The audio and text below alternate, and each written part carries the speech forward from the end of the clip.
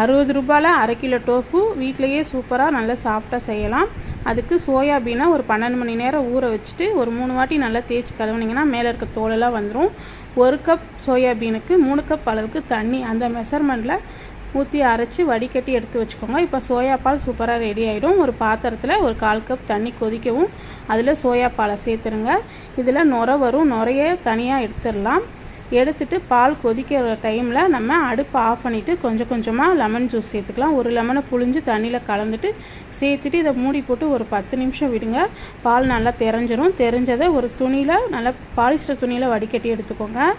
எடுத்துட்டு நல்லா பிழிஞ்சிட்டு நம்ம ஒரு பாத்திரத்தில் செட் பண்ணிடலாம். ஒரு தட்டில் இந்த சோயா பன்னீரை வச்சுட்டு மேலே இன்னொரு தட்டு வச்சுட்டு நம்ம வெயிட்டுக்கு கிரைண்டர் கல் வச்சுட்டு ஒரு அரை மணி நேரம் செட் பண்ணுங்கள். செட் பண்ணதும் பன்னீர் சூப்பராக ரெடி ஆயிரும், நல்லா சாஃப்டாக. இதை 1 வாரம் வரைக்கும் ஸ்டோர் பண்ணி வச்சு